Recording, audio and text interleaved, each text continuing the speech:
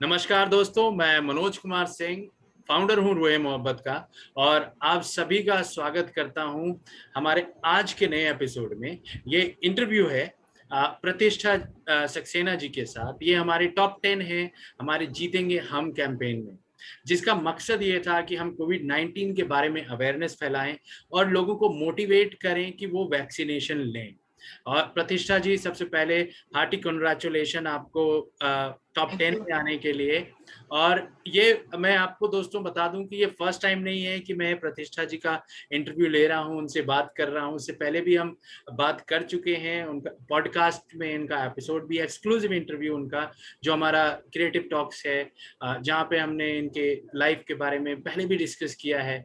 और अभी ये इंटरव्यू जो है थोड़ा सा हम कोविड के बारे में और उस सिचुएशन को भी डिस्कस हम करेंगे और कैसे लाइफ चेंज हुई है, राइट। तो इससे पहले कि उन दर्शकों के लिए, उन ऑडियंसेस के लिए जो प्रतिष्ठा जी को नहीं जानते हैं और उन्होंने हमारे पुराने पॉडकास्ट को नहीं सुना है, तो प्रतिष्ठा जी, मैं चाहूंगा कि पहले आप थोड़ा सा अपने इंट्रोडक्शन दे दें। Thank you, Manoj ji, and thank you the whole Ruhe Mohabbat team for inviting me once again on this innovative platform.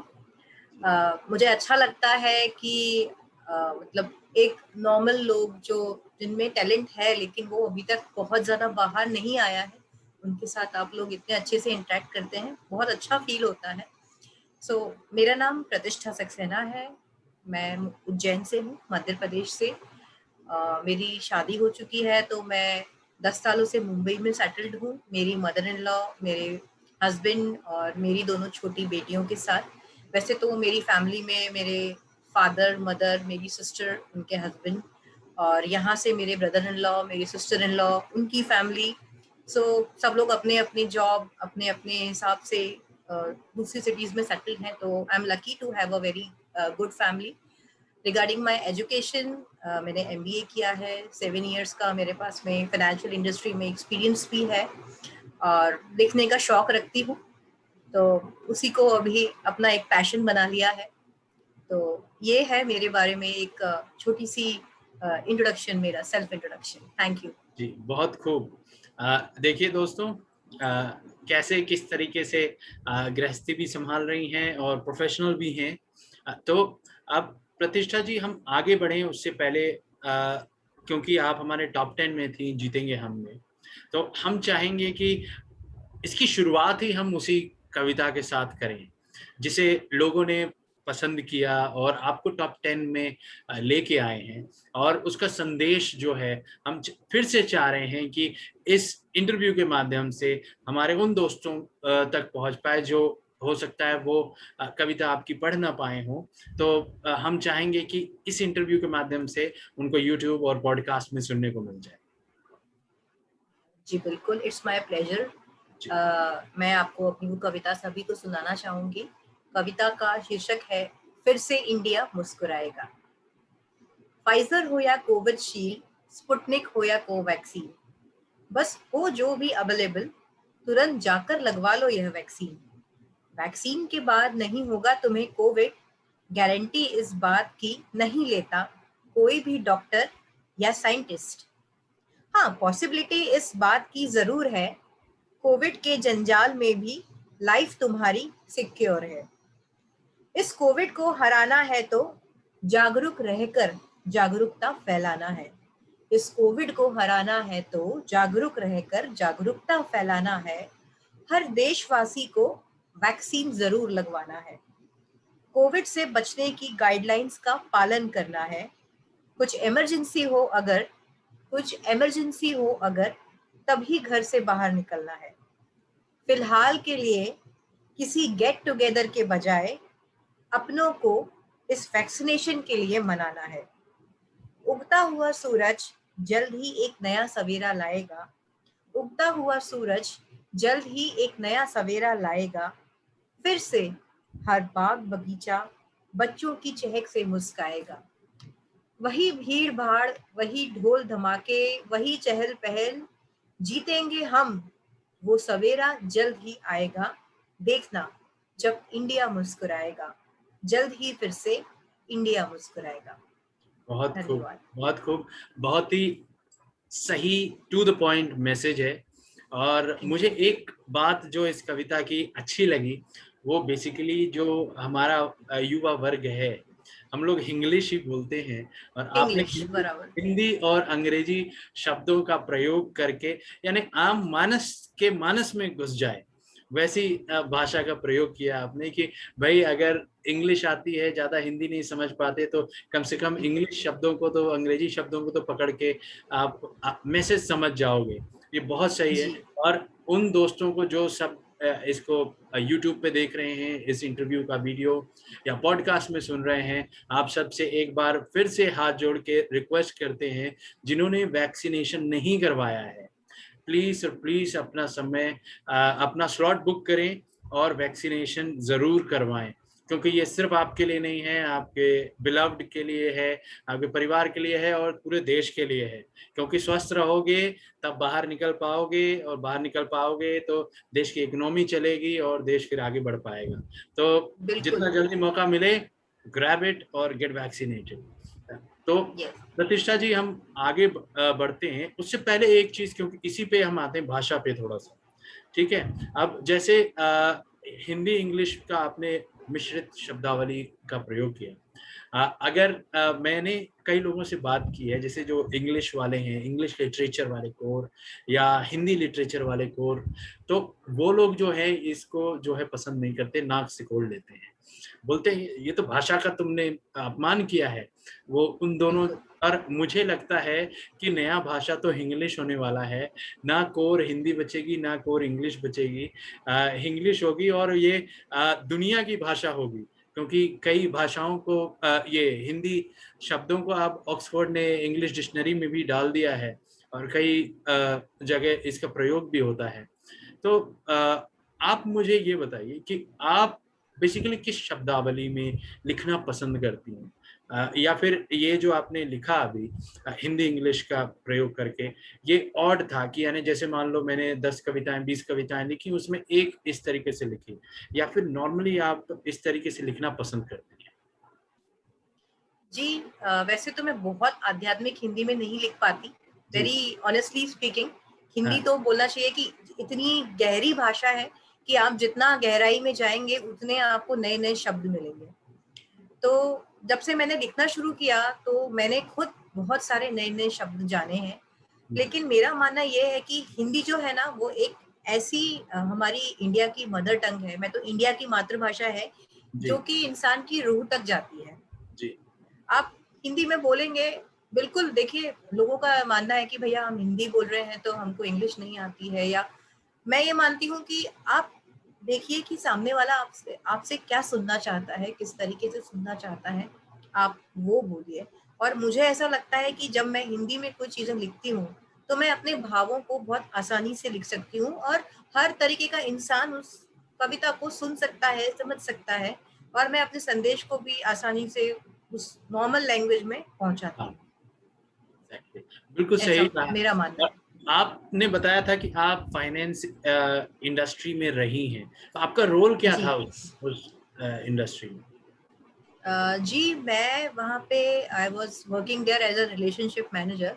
Okay. वहाँ पे मुझे पोर्टफोलियो मैनेज करना होता था बहुत सारे क्लाइंट्स का, हाँ। और बहुत सारी जो हमारे इन्वेस्टमेंट की जो म्यूचुअल फंड्स होते हैं, जी। स्टॉक मार्केट में हाँ हाँ। इन्वेस्टमेंट कैसे करना है, इन सब की मुझे वहाँ के जो इन्वेस्टर्स होते थे उनको ट्रेनिंग देनी होती थी। जी। क्या एसआईपीज होती हैं, उसमें हमें क्या फ़ायदा होगा। तो इस तरीके से उनको मैं एजुकेट भी करती थी, साथ ही साथ मैं उन लोगों का पोर्टफोलियो मैनेज करती थी, साथ ही साथ रिसर्च वर्क भी करती थी। तो बहुत अच्छा एक्सपोज़र था वहाँ पे मुझे, अच्छा ओके। लगता था। अब तो समझ में आया ये मेरा मुझे, प्रोफ़ाइल था। अब समझ में आ गया मुझे कि आप जो भाषा का बोल रही हैं कि सरलता से लोगों को समझाया जाए, क्योंकि बिल्कुल। आपका वर्क प्रोफाइल भी वही था कि लोगों को डिफिकल्ट चीजें, जो ऐसी टर्मिनोलॉजी जो उन्होंने कभी सुनी नहीं है, उनको आसान करके समझाना, और वही आपकी लेखनी जी, में भी है, वही भाषा है आपकी लेखनी में। जी जी, बिल्कुल। धन्यवाद। और तो हम अब आगे बढ़ेंगे, मगर आज आपने एक चीज और खुशखबरी हमें सुनाई थी कि आपका न्यूज़पेपर में, नवभारत टाइम्स में, मैं करेक्ट हूं अगर, एक जी पोइट्री आई है।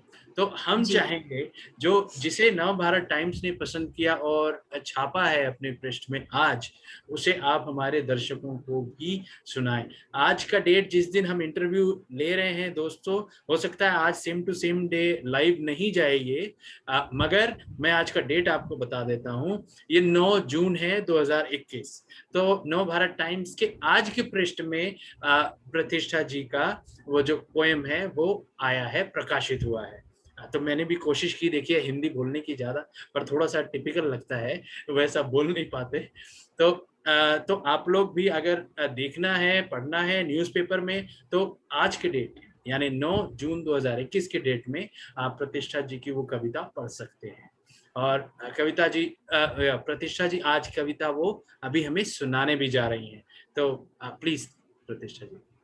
देखिए, सबसे पहले मैं कविता को सुनाने के पहले इस कविता के बारे में आपको कुछ बताना चाहूँगी। ये कविता जी मेरे दिल के बहुत करीब है। जी इसलिए नहीं कि ये आज प्रकाशित हुई है, इसलिए कि जब मैंने लिखना शुरू किया था, ये कविता अचानक मेरे माइंड में आई थी और उससे ज़्यादा इस कविता की गहराई इस चीज़ पर है कि अभी अप्रैल महीने की बात है। I lost my brother, my my pet, my मेरा मेरे कज़िन थे भैया। तो जब वो हॉस्पिटल में कोरोना से लड़ रहे थे, तो जी हम उनको मैसेज करते थे, हम उनसे बात करते थे। तो जी इस कविता की जो शुरू की 4 पंक्तियाँ थी, वो मैंने भैया को मैसेज करके लिखी थी। जी और उस कंडीशन में भी उसने वो मेरी कविता पढ़ी और लिख तो पा नहीं रहे थे, तो उन्होंने इस कविता को ऐसे थम्स अप करके भेजा। तो उस दिन के बाद से ये कविता मेरे और ज़्यादा दिल के करीब हो गई और लकीली इस कविता में शायद उनकी ही ब्लेसिंग्स थी मेरे साथ कि ये कविता पेपर में भी पब्लिश हो गई। जी तो इसलिए ये कविता बहुत ज़्यादा मेरे दिल के क्लोज है और इस कविता को मुझे पढ़ने की ज़रूरत नहीं है, कि मुझे बहुत अच्छे से याद है क्योंकि मैंने ये बहुत दिल से लिखी थी। जी तो सुनाती हूँ मैं आपको कविता। कविता का शीर्षक है साहसी कदम बढ़ाए जा। जी मन को निर्भय करके साहसी कदम बढ़ाए जा, तूफानों से डरना क्या, तू भीतर मन मुस्काए जा। मन को निर्भय करके साहसी कदम बढ़ाए जा। विकट आपदा आन पड़ी मुश्किल में दुनिया सारी, भूख प्यास से बिलख रही गरीबों की संतान बेचारी। हाहाकार है मच गया, सैकड़ों जाने हैं जा रही, सोच सोच के हो जाती हैं आंखें नम और मन भारी। फिर भी उम्मीदों की किरणें आज भी हम में जारी, फिर भी उम्मीदों की किरणें आज भी हम में जारी। यही अपने मन को समझाए जा, आओ दृढ़ निश्चय हम करके लड़े मिलके इस महामारी से। मन को निर्भय करके साहसी कदम बढ़ाए जा, तूफानों से बढ़ना क्या तू, तूफानों से डरना क्या तू, भीतर मन मुस्काए जा। मन को निर्भय करके साहसी कदम बढ़ाए जा। बहुत बढ़िया, बहुत खूब, बहुत खूब। इससे सबको ढांढस बनता है, मोटिवेशन मिलता है कि हार नहीं मानना है। ये बिल्कुल। जिंदगी का वो दौर है जहाँ पे किसी ने उम्मीद नहीं की थी और कुछ सोचा नहीं था। ऐसा बहुत लोगों के साथ होता है जिंदगी में। बहुत। जैसे हम लोग अपने रूहे मोहब्बत में हम अपने सोशल कॉसेस के बारे में बात करते हैं, और खासकर रेयर डिजीज के बारे में हम हमारे trust power in me foundation के थ्रू काम करते हैं। तो अनसर्टिनिटी जो अभी एक ऐसी चीज है जो कॉमन है हर किसी के साथ, और ऐसे नॉर्मल समय में ये अनसर्टिनिटी रेयर डिजीज के पेशेंटों के साथ रहती है, क्योंकि उन्हें पता नहीं होता है कि कब क्या हो जाएगा। सो अब शायद, क्या पता, जब हम बात करें रेयर डिसीजेस के बारे में, रेयर डिजीज के पेशेंट्स के बारे में, तो समाज में लोगों को वो चीज समझ में आए कि कैसा बिल्कुल। लगता है, कैसा लगता है कि जब पता ना हो कि क्या होगा, कब होगा, कैसे होगा, जो उम्मीद किया था वो भी होगा कि नहीं होगा। चलिए चलिए, हम सीरियस नहीं करेंगे इसको, इंटरव्यू को हम इसको जी लाइव बिल्कुल। पे खुश होके आगे बढ़ते चलेंगे। तो प्रतिष्ठा जी, अब अनलॉक होना शुरू हो गया है, मुंबई में भी शुरू हो गया है। जी बिल्कुल, मुंबई में अभी काफी केसेस कम हुए हैं, तो ओके, चलिए। होपफुली कि सब कुछ ठीक हो जाए आगे भी। बिल्कुल उम्मीद करते हैं, क्योंकि देश की आर्थिक राजधानी भी मुंबई ही है, और वहाँ पे चीजें रुक जाना मतलब देश में बहुत सारी चीजें रुक जाना है। बहुत सारी चीजें, ये बिल्कुल। चीज़ है। तो हम उम्मीद करते हैं वो हो। और अच्छा, तो आप ये बताइए मुझे, आप अभी बीच में रिसेंटली, क्योंकि आप माँ हैं इसलिए ये सवाल पूछ रहा हूँ, कि रिसेंटली आपने एक वीडियो देखा होगा जो काफी वायरल हो रहा था। जम्मू कश्मीर की एक बच्ची, छोटी बच्ची थी, 5-6 साल। जी। उसने कुछ वीडियो डाला था जिसमें जो ट्विटर पे वायरल हो गया था, मोदी जी इतना हाँ हाँ। बर्डन क्यों पड़ता है छोटे बच्चों पे। आपकी भी 2 छोटी बेटियां हैं, तो जी। क्या वो कभी, चलिए मोदी जी से तो शिकायत नहीं करेंगी, मगर क्या कभी वो अपने मम्मी से शिकायत करती है, मम्मी ये ऑनलाइन क्लासेस हेडेक है, हेडेक, ऐसा कुछ बोलती है? देखिए, जो मेरी सबसे छोटी बेटी है उसका तो एडमिशन ही नहीं हो पाया है अभी। अच्छा। वो 4 इयर्स की है तो जी। एडमिशन हुआ ही नहीं है, हम्म। लकीली। हम्म। और जो मेरी बड़ी बेटी है वो फर्स्ट में है। हाँ, वो परेशान होती है जब बैक टू बैक क्लासेस उसकी होती हैं, तो अब मुझे नहीं करना, अब मुझे नहीं करना, लेकिन अब ऑप्शन हमारे पास कुछ है नहीं। जी और स्कूल में एडमिशन किया है तो तब तक पेरेंट डिसिप्लिन फॉलो नहीं करेंगे तो बच्चे कैसे करेंगे? जी जी। तो उसको मनाना पड़ता है, हम्म। बिठाना पड़ता है। हम्म। तो बच्चों का तो है ही कि एक ही जगह बैठ के कब तक देखना, it's not very yes. Easy task. बिल्कुल। बच्चों को चाहिए खेलना कूदना, फ्रेंड्स लोगों के साथ बैठना। स्कूल में बच्चों को इतना प्रॉब्लम नहीं होता है, लेकिन ऑनलाइन क्लासेस में छोटे बच्चों के साथ तो लिटरली बोलना चाहिए कि कुछ और रूल निकालना चाहिए, क्योंकि हाँ। जैसे जैसे बच्चों की ग्रेड्स बढ़ रहे हैं, जी। उन लोगों को फिर वो बर्डन जो है हम्म। वो फेस करने में प्रॉब्लम तो आ रहा है। आई विश कि सब बच्चों को थोड़ी हिम्मत मिले और राहत मिले ये ऑनलाइन क्लासेस से। जी जी जी। तो यही मेरी राय है। उम्मीद करते हैं अभी बच्चों पे वैक्सीनेशन का कुछ ट्रायल्स चालू हुए हैं, और उम्मीद करते हैं जल्दी पॉजिटिव रिजल्ट्स आएं उसके, और बच्चों का भी वैक्सीनेशन हो पाए टाइमली। और तब तक तो प्रिकॉशंस सबको लेके चलना होगा, और बिल्कुल। स्कूल वगैरह बंद रखने ही पड़ेंगे छोटे बच्चों के लिए रखते ही। खासकर। ये चीज़ है। जी। अच्छा, जी। आप मुझे ये बताइए, अपनी उस बच्ची को आप मनाती कैसे हैं? देखिए, वैसा है ना कि वो खुद भी जानती है एक्चुअली। मैं मनाने का काम तो नहीं करती हूँ, मैंने जी। उसके ऊपर ही छोड़ देती हूँ, ताकि वो अभी से अगर मैं उसको मनाने लगूंगी तो मुझे आगे बहुत प्रॉब्लम हो जाएगी। ये मेरी थिंकिंग है। सीनियर केजी तक तो मैं उसको मनाती थी, लेकिन अब वो फर्स्ट स्टैंडर्ड में आ गई है, तो जी। She cross kindergarten now. Okay. तो मैं बोल देती हूँ कि देखो, ऐसा है कि तुम्हें नहीं करना है मत करो, लेकिन हाँ। जब नेक्स्ट डे टीचर कुछ पूछेगी तो you need to answer the question. हाँ। Mama will not come and give any excuse. You have to deal with your teacher. हाँ। तो वो फिर वो टीचर का एक टेरर थोड़ा सा तो बच्चों में रहता ही है, तो फिर अटेंड करती है वो क्लास। हाँ।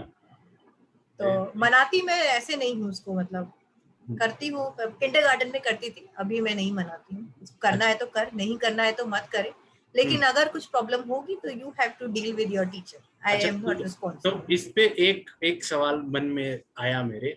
तो क्या जी। कभी आप कोई डांटने वाला कविता भी लिखा है आपने? देखिए, अभी तक डांटने वाला कविता तो मैंने नहीं लिखा, कुछ लेकिन जब भी इनोवेट। लिखूंगी सबसे पहले रूहे मोहब्बत में ही पोस्ट करूंगी। जी बिल्कुल बिल्कुल, हम पढ़ेंगे जरूर। और आपने सारी बोला तो बिल्कुल सारी माओं पढ़ाऊंगी। को ये शेयर करेंगे, मेरे जो फ्रेंड्स हैं जो अभी मम्मीज हैं सारी, उन सब को शेयर करेंगे, और अपनी मम्मी को भी पढ़ के सुनाऊंगा कि देखो अगर कभी डांटना है मुझे तो इस स्टाइल में इस कविता को पढ़ के सुनाना। ये चीज है। अच्छा, मनाने के लिए कुछ लिखा है आपने? देखिए, मनाने के लिए तो नहीं लिखा मैंने, लेकिन हाँ, अपनी बेटी के लिए जरूर मैंने कविता लिखी थी। जी बिल्कुल। जब ये बालिका दिवस था, उस दिन मैंने अपनी बच्ची के लिए कविता लिखी थी, जी वो मैं जरूर आपको सुनाना चाहूंगी। जी और बिल्कुल। वो मैंने उसको भी सुनाई थी, तो उसको भी जी। बहुत अच्छी लगी थी वो कविता। हाँ तो हाँ। मैं आपको वही सुनाती हूँ। बिल्कुल। डॉटर्स डे के बिटिया का, दिन की कविता बिटिया लिखी का थी। नाम क्या है? आनिका। और आलिका। छोटी बिटिया का नाम अमीशी। ओके, ठीक है। तो ये जी। आलिका जी के लिए डेडिकेटेड है। हाँ, दोनों के लिए है। ओके। छोटी वाली समझती नहीं है, लेकिन बड़ी हाँ वाली थोड़ी समझती है। बिल्कुल बिल्कुल। सुनाती हूँ मैं आपको। जी। वो रंग बिरंगे फूलों की फुलवारी मेरी, मिश्री सी मीठी है, वो बिटिया मेरी, वो रंग बिरंगे फूलों की फुलवारी मेरी, मिश्री सी मीठी है वो बिटिया मेरी, मेरी ही परछाई है वो, है दुनिया मेरी, मेरा आईना है वो, खुद को ढूंढूं मैं उसमें, इस दिल की हर धड़कन है वो बिटिया मेरी, तेरी हर मुस्कान में है खुशियां मेरी, कुछ कमी न हो तेरे सपनों में, यूं बंधे तू समाज के बंधनों में, अपने पंखों को फहरा कर, छुए आसमां तू लहरा कर, यही है बस एक ख्वाहिश मेरी, थोड़ा मान बड़ों का रखना, थोड़ा मान बड़ों का रखना, हर परिस्थिति में बस मुस्कुराती रहना, लेकिन बस आगे बढ़ते रहना, चलते रहना, चलते रहना, कभी ना तुम पीछे हटना, जमाना चाहे कुछ भी कहे पर अपनी बात पर डटे रहना, आजाद परिंदे की तरह उड़ती रहना, जिंदगी अपनी जीती रहना, क्योंकि तुम्हारा हर ख्वाब है, क्योंकि तुम्हारा हर ख्वाब है ख्वाहिश मेरी। धन्यवाद। बहुत बढ़िया, बहुत बढ़िया, बहुत खूब। बेटी को थोड़ा सा यानी अपने आप सशक्त बनाने के लिए पूरी चीजें मटेरियल आपने इसमें डाल दी हैं। अच्छा, बड़ी बेटी आप बोल रही हैं कि समझती है थोड़ा बहुत, तो कभी आके आपसे रिक्वेस्ट करती है, मम्मी अपनी एक पोएम सुनाओ ना, ऐसा कुछ बोलती है? आ, एक बात बताती हूँ मैं आपको, वैसे तो वो मेरी कविताएं सुनती नहीं है, अच्छा। लेकिन उसको बहुत अच्छा लगता है जब आज जैसे पेपर में फोटो आया, तो हाँ शी वॉज वेरी हैप्पी। वो ऑनलाइन क्लास में अनम्यूट करके अपनी टीचर्स को बता रही थी कि टीचर आज मेरी मम्मा का जो है पेपर में फोटो आया है, मेरी हाँ मम्मा कविता लिखती हैं बहुत अच्छी, तो हाँ वो कविता आई है टीचर।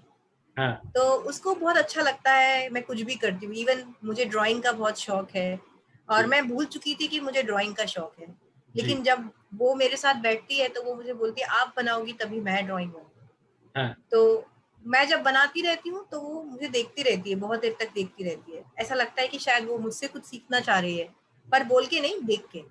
हाँ। तो वो भी कुछ बनाती है, तो वो मैं कुछ भी करती हूँ तो मुझे ऐसा लगता है कि she is the most happiest person, कि हाँ मेरी मम्मा is doing something except the kitchen work. उसको अच्छा लगता है नहीं, और दैट इज बहुत वेरी अच्छा लगता है। गुड। यस, और मैं अपनी बेटी को इसलिए एडमायर करती हूँ कि शायद उसको खुश देखने के लिए मैं कुछ करती हूँ। जी।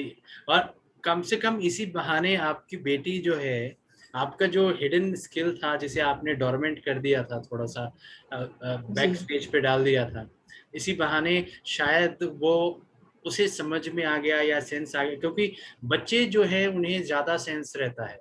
अब जैसे जैसे हम बड़े बिल्कुल। होते हैं तो हम अपने बहुत सी इंट्यूशन और इनको जो है हम छोड़ देते हैं, दबा देते हैं, यस। स्ट्रेस कर देते हैं। बच्चे अभी इस समय उस चीज से दूर हैं, उन्हें बहुत चीजों का सेंस होता है जो हमें नहीं होता कई बार। नहीं होती। तो हो बिल्कुल। सकता है उसे पता हो कि मम्मी का कुछ और स्किल है, या फिर this is the right way. और अच्छा है ना कि इस टाइम पे, कोविड के टाइम पे जब स्ट्रेस है, तो डिफरेंट हॉबीज और स्किल्स जो हैं, अब एक तो आदमी को अच्छा, मन में भी अच्छा खुश होने में मदद करता है, बट दो स्किल्स, वो एक तरह से मेडिटेशन है, ऑब्जर्वेशनल स्किल्स हैं, वो यस। और फर्दर इनहेंस होते हैं। तो बिल्कुल। ये बहुत अच्छी बात कही आपने, बताई हमें। तो अच्छा, मुझे ये बताइए, what is the favourite pass time for you as a family अभी इस समय corona time? I love to play with my kids. Okay. मुझे उनके संग मस्ती करना, उनके संग बचकानी हरकतें करना, मस्ती करना, हाँ वो मुझे बहुत पसंद है। मेरे हस्बैंड तक कहते हैं कई बार कि तुम भी इनके संग मस्ती करती हो इसलिए बच्चे बहुत मस्तीखोर हो रहे हैं, but I love to make a lot of fun with them. तो हाँ मेरा सबसे फेवरेट पास टाइम है उन लोगों के साथ खूब सारा खेलना। जब मैं फ्री होती हूँ या तो वो सोते हैं तो मैं अपना मी टाइम लेती हूँ, और जी जब वो लोग जागे होते हैं, मेरा किचन का भी काम खत्म हो चुका होता है, जी then I used to play with them. मतलब पूरा दिल से उनके साथ खेलती हूँ, मुझे बहुत मजा आता है उनके साथ खेलने में। जी। अपने अंदर के उसी के बच्चे, साथ उनको। बिल्कुल अपने अंदर के बच्चे को कभी नहीं मरने देना चाहिए, आगे बिल्कुल बिल्कुल। हमेशा जिंदा रखना चाहिए, और बच्चों के साथ बच्चा बनना ही सबसे बेस्ट तरीका है उन्हें कुछ समझाने का। तो एग्जैक्टली। बिल्कुल। तो अब आप मुझे ये बताइए कि आप हमने लास्ट टाइम भी पूछा था कि इंस्पिरेशन आपको कहाँ से मिलता है, तो क्योंकि ये नया इंटरव्यू है तो थोड़ा सा हम जी फिर से एक बार ये सवाल दोहरा रहे हैं, आप अपना इंस्पिरेशन कहाँ से पाते हैं? जी देखिए, पहली चीज तो ये मैंने आपको पहले भी बताया था, आज भी आप सबसे शेयर करना चाहूंगी जी कि आप बिलीव नहीं करेंगे, जब मैं 10th 11th स्टैंडर्ड में थी, मुझे बहुत शौक था पब्लिक स्पीकिंग का, स्पीच डिबेट्स में बहुत पार्टिसिपेट करती थी। एंड यू कांट बिलीव कि मैं अपनी स्पीचेस सब कुछ अपनी बहन से लिखवाती थी, मैं नहीं लिखती थी। वो रात को बैठ के मेरे लिए लिखती थी एंड हाँ, मैं सिर्फ उसको याद करके बोलती थी। अच्छा मुझे नहीं पता था कि मैं लिख सकती हूँ, और जी ना मैंने कभी उस चीज़ पे अपना ध्यान दिया। एंड जब मैं कॉलेज में आई तो मैं एमबीए कर रही थी, तो वहाँ बहुत सारी एक्टिविटीज हुआ करती थी, कभी मार्केटिंग एक्टिविटी, कभी कुछ कभी कुछ। तो मुझे पंच लाइन्स वगैरह बनानी होती थी, तो मैं खुद बनाती थी। फिर मैंने एंकरिंग करना स्टार्ट कर दी, तो एंकरिंग की स्क्रिप्ट्स भी मैं लिखने लगी। धीरे धीरे मुझे ऐसा लगा कि यार मुझे लिखना आता है। मैंने मेरे पापा से भी बोला कि आई लव टू राइट, तो पापा बोले बेटा फैमिली में ही जा रही हो तुम, क्योंकि मेरे मेटरनल साइड और पैटर्नल साइड दोनों तरफ ही सबको लिखने का बहुत शौक था। मतलब मेरे बाबा लिखते थे, मेरे ताऊ जी लोग सब हिंदी के बहुत बड़े साहित्यकार थे। जी इवन मेरे जो ग्रैंड बोलना चाहिए grand grand father in law है, ग्रैंड फादर इन लॉ थे, जिनको मैं कभी मिली नहीं हूँ, लेकिन मैंने सुना है कि वो बहुत अच्छा लिखते थे, बहुत हाँ कुछ सीखते थे। मेरे फादर इन लॉ भी लिखते थे। तो you know, all the things are gathered together which inspire me to continue with my passion. Okay, that's amazing. और ये तो और भी मैं सोचूंगा, जो मुझे एक तरह से थोड़ा समझ में आता है, एक फायदा भी है कि आपको दोनों साइड से थोड़ा सा ये चीज मिल गया कि दोनों साइड लोग लिखते थे आपके। और एक Yes. ये कहीं पे प्रेशर भी बनता है क्या कि I have to match their calibre, उनके जो कैलिबर था, उनकी रेपुटेशन है, मुझे अपनी लेखनी से उसे मैच करना पड़ेगा, कभी ऐसा भी मन में आया?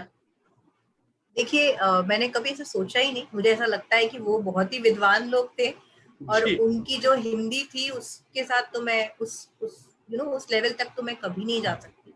हाँ, जी हो सकता है मैं चली भी जाऊं, लेकिन फिर भी अ, उनका जो एक सोचने का नजरिया था, लिखने का नजरिया था, वो बहुत ही वाइड था।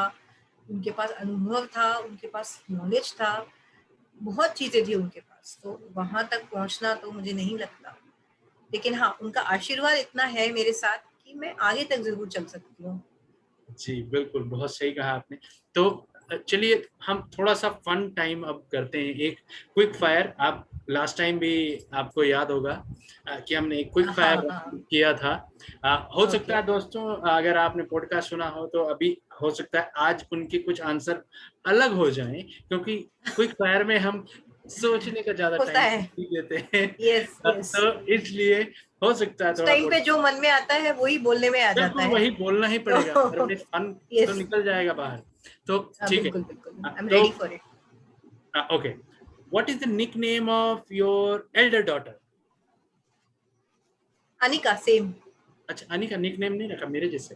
अच्छा नो, ठीक सेम। है, ओके गुड। तो आपका सबसे फेवरेट फूड? मेरा फेवरेट फूड मम्मी के हाथ का खाना। पूरा खाना? यस, उनके हाथ का मुझे सब पसंद है, वो जो बनाती है। मैं बहुत बेसिक चीजें बताती हूँ, अरवी की सब्जी, हाँ हाँ। एंड मूंग की दाल की भुजिया की सब्जी। हम्म, और उनके हाथ का जो वो बनाएंगी वो मुझे पसंद है। इवन मेरी मॉम के हाथ का खाना, मेरी मॉम इन लॉ के हाथ का खाना, अरे उससे वाह, ज्यादा अच्छा मुझे कुछ नहीं लगता। दोनों दोनों माताओं को खुश कर दिया है आपने। दोनों सुनेंगी बिल्कुल। तो वो खुश हो जाएंगी। अच्छा ठीक है, मिठाई, फेवरेट मिठाई? जी, मेरी I am a very biggest lover of sweets. आप मुझे रसगुल्ले की चाशनी पिलाओगे, मैं वो भी पीने को तैयार हूँ। अरे बाप रे। बट स्टिल आई लव, अगर आपने पूछा ही है तो there are so many dishes, एक जैसे एक सोहन एक पपड़ी। हाँ, सोन पपड़ी। सोन पपड़ी। यस। ओके ठीक है, ये तो थोड़ा सूखा हो गया, इसमें पानी नहीं एंड मिलेगा। Shrikhand, shrikhand is one of my favourite. कभी भी आप खिलाओगे, I love to eat it. Good, shrikhand is good option, उसमें प्रोबायोटिक्स भी रहता है, साफ, that is a good option, good. अच्छा, फेवरेट सिटी और डेस्टिनेशन जहां आप जाना चाहती हैं, अभी तक गई नहीं है। ऐसा तो मैंने कभी सोचा नहीं है, यस, बट गुड। स्टिल ज्यादा नहीं माय सोचने दूंगा। Destination is the world tour is my favourite destination. मैं पूरा वर्ल्ड टूर करना चाहती हूँ मेरे हस्बैंड के साथ, तो खूब घूमना चाहती हूँ। उम्मीद करते हैं कोरोना जल्दी ठीक हो और आप लोगों को मौका मिले, क्योंकि बच्चे या तो छोटे रहें तब घूमेगा आदमी, या फिर बच्चे फिर जब जवान हो जाएं और सेटल हो जाएं तो बुढ़ापे में घूमेगा। मीनवाइल बीच में टाइम नहीं मिलता पूरे परिवार के साथ घूमने में, यस, राइट? तो उम्मीद करता यस, हूँ कोरोना जल्दी ही ठीक हो जाए और आप लोगों को टाइम मिल पाए, जब बच्चे छोटे ही हैं तभी आप लोग सब लोग परिवार एक साथ घूम के आ पाए। ठीक है। अच्छा, तो ये बताइए सबसे ऐसी चीज जो आपको डराती है। स्नेक। Oh boy, reptile.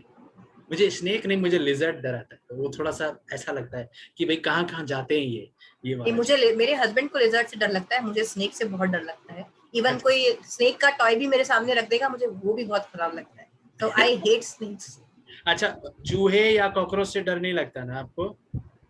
नहीं, उनसे नहीं डर लगता। चलिए, गुड। नहीं तो मैंने बहुत से ऐसी देखी, मेरी छोटी बहन भी है, कॉकरोच देख लेती है तो आ मम्मी ऐसे चिल्ला देती है बहुत तेज से, तो हम लोग लगता है क्या हुआ, तो बोलती कॉकरोच।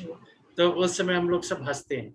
तो ओके, अच्छा, ये बताइए कि सबसे प्यारी कविता जो आपने पढ़ी हो या फिर लिखी हो।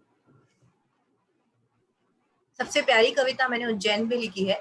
आई ओके। विश आपने लास्ट टाइम मुझसे बोला था उज्जैन की कविता के बारे में, जी जी जी तो जी। मैंने उसी टाइम सोचा था कि मुझे लिखनी है, और हाँ मैंने वो कविता फाइनली लिखी। तो हाँ मेरी बहुत इच्छा थी कि वो कविता सबसे पहले मैं आप ही को सुनाऊंगी, जी क्योंकि लास्ट टाइम मैं नहीं था और आपने मुझे इंस्पायर किया कि उज्जैन पे आप कुछ लिखिए, तो मैंने उसी पे जी ही कविता लिखी है। जी। तो अगर अभी आपके पास है तो हम उज्जैन की महिमा सुनना चाहेंगे, उज्जैन के बारे में जानना चाहेंगे, हमारे उन सब दर्शकों के लिए जो कभी उज्जैन आए नहीं हैं। मैं भी नहीं जी जा पाया बिल्कुल। हूँ, मेरे पापा गए हैं, भाई बहन पहुंच चुके हैं। शायद महाकाल अभी मुझे नहीं बुला रहे कि भैया आओ बेटा आओ। तो तब तक, जब तक मैं उज्जैन पहुंचता हूँ, आप ही के शब्दों में मैं उज्जैन जानना चाहूंगा। प्लीज उज्जैन के दर्शन जी कराएं। जी बिल्कुल। ये जो कविता लिखी है, इस पर मैंने अपना खुद का बचपन और उज्जैन में जो खास खास चीजें हैं वो जी सब मिक्स करके मैंने ये कविता लिखी है। जी जी जी तो ये कविता मैं आप सभी को सुनाने जा रही हूँ। जी महाकाल की पावन नगरी मेरी, जहाँ रूह बसती है मेरी, जहाँ घनी यादों का समंदर है, कुछ ऐसी है जन्मभूमि उज्जैन नगरी मेरी। सांदीपनी आश्रम में जहाँ श्री कृष्णा ने शिक्षा ग्रहण की, शिप्रा नदी की गोद में समाई है वो अवंतिका नगरी मेरी। जहाँ काल भैरव का बसेरा है, माँ हरसिद्धि के मंदिर की पावन ज्वाला है, चिंतामण मंदिर में हर शुभ काम का उजाला है। कुछ ऐसी है धार्मिक कनक श्रृंगी नगरी मेरी। वो महाकुंभ का जहाँ मेला है, कार्तिक के मेले में कार्तिक के मेले में बचपन मेरा खेला है। हर 1 अप्रैल को अप्रैल फूल की रात में कवि सम्मेलन के कवि सम्मेलन में हंसी ठहाके ने रंग जमाया है। कुछ ऐसी है वो कालिदास की कलात्मक राजा विक्रमादित्य की नगरी मेरी। कुछ ऐसी है वो उज्जैनी नगरी मेरी। बहुत कुछ मैंने पाया है वहाँ, बहुत कुछ मैंने पाया है वहाँ, पर इस कोरोना काल में वहाँ किसी अपने को भी खोया है मैंने। गहराया था जब दुखों का साया परिवार पे, बाबा महाकाल का फिर भी साथ था, हिम्मत जुटाने में बहुत बड़ा हाथ था। कुछ ऐसी है निर्भयी महाकाल बाबा की नगरी मेरी। हर गली, हर मोड़, हर छज्जे पर, हर गली, हर मोड़, हर छज्जे पर बहुत सी यादों का पिटारा है मेरी। वो खेल कूद, वो घर घर, वो परिवार का लाड़ परिवार, वो स्कूल, वो खेल के मैदान, मेरे प्यारे दोस्त, वो लड़कपन, ना कोई थकान। बसती है मेरे बाबुल के आंगन में आज भी रूह मेरी बसती है, मेरे बाबुल के आंगन में आज भी रूह मेरी, जहाँ सुकून और घनी यादों का समंदर है, जहाँ सुकून और घनी यादों का समंदर है, कुछ ऐसी है प्यारी उज्जैन नगरी मेरी, महाकाल की पावन नगरी मेरी, जहाँ रूह बसती है मेरी, कुछ ऐसी है प्यारी उज्जैनी नगरी मेरी। धन्यवाद। वाह, बहुत खूब, बहुत खूब, बहुत अच्छा। थैंक यू, आपके आभार आपके आपका। शब्दों के माध्यम से हमें उज्जैन के दर्शन हो गए, कुछ जगहों के बारे में पता चल गया, कुछ खासियत पता चल गई। अच्छा, मैं एक चीज जानना चाहूंगा, उज्जैन का फेमस खाना क्या है? दाल बाटी, दाल dal baati? bafle and dal bati. Yes, it's the most renowned dish in Ujjain. अरे वाह, क्या बात है। मैं राजस्थान में मैंने अपनी पढ़ाई की थी जयपुर में, तो राजस्थान में तो दाल बाटी चूरमा वहाँ का फेमस है ही। इंदौर में हमने ये पोहे और जलेबी, ये Yes. वहाँ मेरी दो बहनें रहती हैं मेरी वहाँ पे। एक जॉब कर रही है, Okay, एक okay, की शादी हो रखी है, तो वहीं पे है। okay. तो ये बड़ा अच्छे, और कितना अच्छा है कि कवि के शब्दों में उसके शहर को जानना। और अगर आप गए नहीं हैं कभी, तो अपने आप ही वो इमेजिनेशन बन जाती है, आप देख लेते हो बहुत सारी चीजें। और अगर चित्र देखे हो आपने, तो वो चित्र और वो शब्द आपस में एक दूसरे के साथ मेल खाते हैं। बहुत खूब। बिल्कुल। तो अच्छा, अब हम धन्यवाद। अपने आज के इंटरव्यू के लास्ट सेक्शन में हम आते हैं। अब सेकेंड वेव की हम बात कर रहे हैं, जो कोरोना का सेकेंड वेव आया था, ये इतना खतरनाक था। जो फर्स्ट वेव के बाद शायद गवर्नमेंट ने तो किया ही नहीं था कि भाई आएगा कुछ ऐसा, और हम लोग ने भी अपनी जिंदगी सोची कि भाई अब तो नॉर्मल हो गई। और जी। एज ए सिटीजन्स हम लोगों ने उतने प्रिकॉशंस नहीं लिए, इंडिविजुअल्स हमने प्रिकॉशंस नहीं लिए। हमारे घर में तो हम लोग का फिर भी फर्स्ट वेव के बाद भी जब अनलॉक हुआ था, हम प्रिकॉशंस लेते थे। थोड़ा बहुत कम हो जी। गया था, पर हम प्रिकॉशंस लेते थे कि बाहर से आए। तो अब वो सिस्टम का हिस्सा हो गया है कि गेट से अंदर हुए वहीं पे पैर धोना है, चप्पल पैर जो भी है वो सब वहीं धुलने हैं। और अगर अपना बाकी सारा चीज जो है सैनिटाइज करना है वहीं पे, और फिर उसके बाद घर में अंदर प्रवेश करना है। आप लोगों जी। ने भी कुछ इस तरीके का नियम बनाया है क्या अपने घर के लिए? जी, ये बहुत ज़रूरी है। ये तो इवन घर में नहीं, हर जगह, हर इंस्टीट्यूशन में, सब जगह हम लोगों ने भी, सबने ये नियम बनाया है। इवन घर से ज़्यादा हम लोग, हमारी सोसाइटी में ही आप एंटर होंगे तो ही they have many protocols. So जी it's very, it is now the necessity for each and everyone. It's mandatory. If you जी want to if you want to be safe in your life, आप अपनी life को बचाना चाहते हो, अच्छे से जीना चाहते हो, तो आपको ये प्रोटोकॉल्स फॉलो करने ही होंगे जब तक कोरोना नहीं जाता है। जी जी, बिल्कुल सही बात कही। कोरोना अगर चला भी जाता है, क्योंकि कोरोना तो कभी जाएगा नहीं, बस ये है कि इम्यूनिटी बन जाएगी हमारी, और हम उसके बिल्कुल। अगेंस्ट ज्यादा रेसिस्टेंट हो जाएंगे। तो मगर बेसिक्स तो हमको फॉलो करने बिल्कुल, ही होंगे। जैसे और ये आप लाइफस्टाइल आते हैं शिफ्ट, तो बिल्कुल ये एक लाइफस्टाइल शिफ्ट है हमारा, जो हमारे बिल्कुल, बिल्कुल। पूर्वज करते थे, जो हमारा इंडियन कल्चर था। यस, वो यस। यही था कि भाई घर में प्रवेश करने से पहले हाथ पांव आपके धुलने चाहिए, और इसीलिए जूते चप्पल सब बाहर ही रहने चाहिए। तो ये वाली चीजें हमने हिस्ट्री जगह, रिपीट्स। बिल्कुल हिस्ट्री रिपीट्स। और आप खुद देखिए, हमारे पास जगह कम थे तो इसलिए हम ऊपर वर्टिकल चले गए, और फिर वहाँ फ्लैट सिस्टम होने से फिर क्या है कि भाई जूते चप्पल बाहर नहीं रह सकते, अंदर ही कहीं पे डालने पड़ेंगे। तो वो गंदगी अंदर जाती ही जाती थी। और आप बिल्कुल। फ्लैट के बाहर अपने दरवाजे पे तो धो नहीं सकते, कहाँ जाएगा पानी। तो ये वाला भी चीज है। तो इसके वजह से बहुत सारी चीज हो गई। और अब भगवान ना करे कि और कोई महामारी आए, कि और कुछ बिल्कुल, लेसन आई सीखना पड़े लिटरली हमें। प्रे कि कभी ऐसा ना हो। हाँ, और कुछ लेसन सीखना पड़े, हम पहले ही सीख लेते हैं इसी के साथ। और जो बदलाव जरूरी है हम अपने लाइफस्टाइल में करते हैं।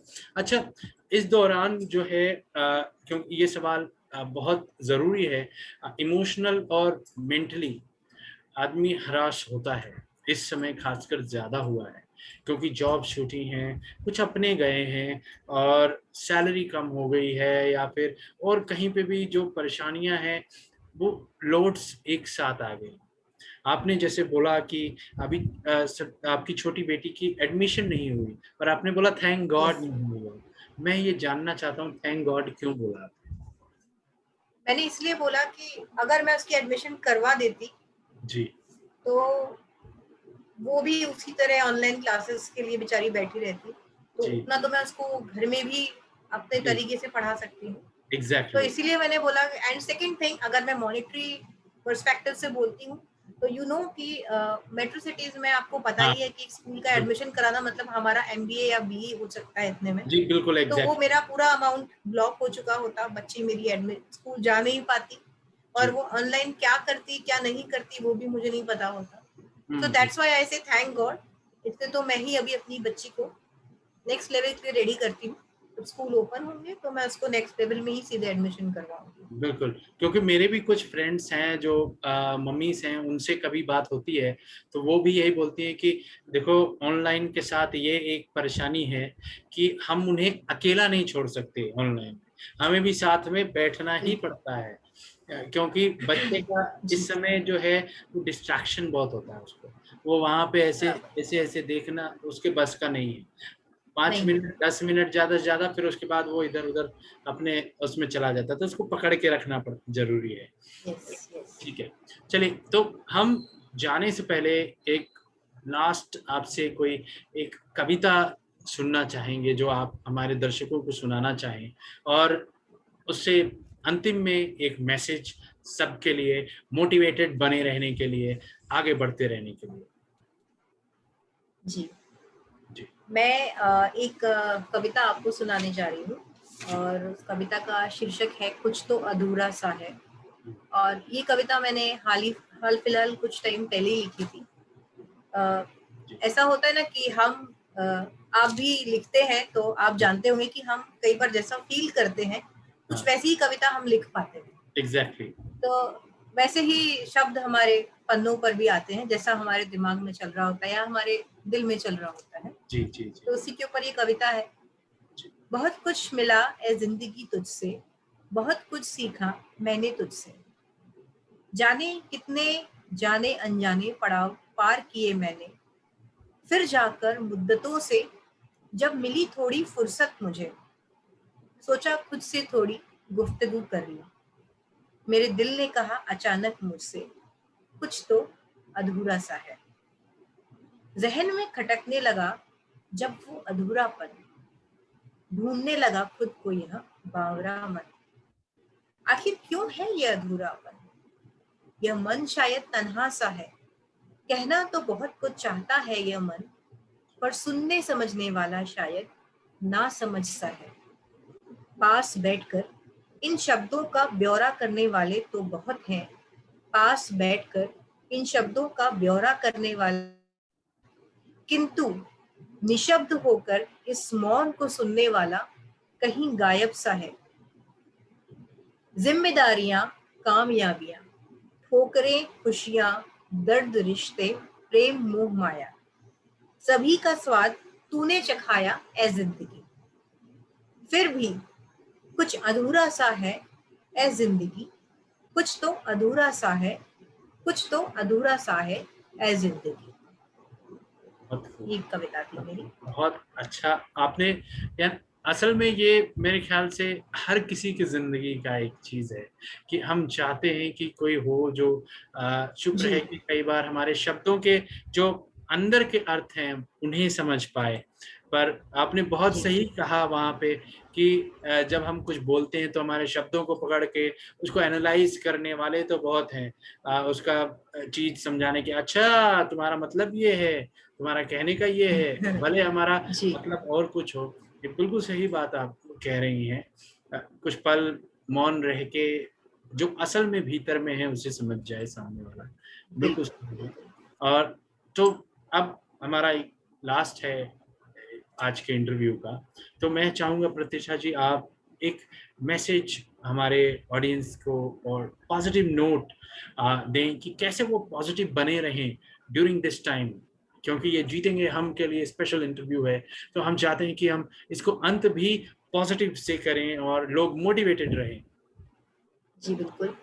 देखिए, मोटिवेशन डीमोटिवेशन ये एक ह्यूमन टेंडेंसी है। इनफैक्ट जो मोटिवेट करने वाला भी कई बार डीमोटिवेट होता है, और डीमोटिवेट होने वाला भी कई बार मोटिवेट होता है। जी तो मैं आप सबको यही कहना चाहूंगी कि हमारी जिंदगी में जितने भी उतार चढ़ाव आए, जितने भी, उन सब से कोप अप करके हमें खड़े रहने की शक्ति हम सबको भगवान दे। और एक ही मोटिवेशन टिप मैं आप सभी को, टिप तो नहीं बोल सकती मैं क्योंकि हमारा अपना अपना नजरिया है जीने का, तो 4 लाइनें में ही मैं आप सभी को एक मैसेज देना चाहूंगी। खुद में बचपन को जिंदा रखिए, खुद में बचपन को जिंदा रखिए, तन और मन हर पल चंगा रखिए। आज में जी लीजिए, आज में जी लीजिए, कल की चिंता ना करिए। हर पल को मीठी यादों का अफसाना बना लीजिए, खुद में बचपन को जिंदा रखिए। और यही एक तरीका है जिससे आप थोड़ा मोटिवेट रहेंगे और अपने आसपास की नेगेटिव वाइब्स को भूल के खुश रहेंगे। जी बिल्कुल सही कहा। जब बहुत ज्यादा निराश हो जाओ तो अपने बचपन को याद करो, बिल्कुल। वो समय जब कुछ टेंशन नहीं था, खुश थे आप, जी तो अपने जी आप खुशी आ जाएगी। तो जी बिल्कुल, प्रतिष्ठा क्योंकि जी, लोग कहते हैं कि be practical, be mature, be practical, be mature. देखिए, मैच्योरिटी प्रैक्टिकल होना बहुत जरूरी है, आई एग्री, लेकिन लाइफ में अपना बचपना हमको कभी नहीं छोड़ना चाहिए। अपने अंदर एक बच्चे को जरूर जिंदा रखना चाहिए। कोई कहे भी कि कैसे बचपना कर रही हो, तो you should be feel proud कि हाँ, मेरे में बचपना तो है ना, तो I am happy. Okay, this is my message to each and everyone. बिल्कुल सही कहा आपने। और यस। प्रतिष्ठा जी, आपका फिर से तहे दिल से थैंक यू कहना चाहूँगा मैं कि आपने समय दिया हमें और आपने अपने बारे में थोड़ा सा बताया हमें और इतनी सारी अच्छी कविताएं सुनाई हमें, उज्जैन के दर्शन करवाए अपने शब्दों में आपने, और बचपन के महत्व को भी समझाया। और दोस्तों, जी कोविड के टाइम पीरियड में इस चीज़ का बहुत महत्व है कि हम कैसे खुद को सेल्फ मोटिवेटेड करके रख सकें, क्योंकि डीमोटिवेटिंग जी फोर्स तो बहुत सारी हैं इर्द गिर्द। और एक बार जी और जाने से पहले हाथ जोड़ के सभी से रिक्वेस्ट, जिन्होंने अभी तक अपना वैक्सीनेशन नहीं करवाया है, वो जाके ज़रूर समय पे अपना टाइम स्लॉट बुक करें और समय आने पे अपना वैक्सीनेशन करवाएं। Thank you so much. yes. और प्रतिष्ठा जी, Thank thank you everyone for listening me, and thank you Manoj ji for giving me such a nice opportunity. Very nice talk show. Thank you. You.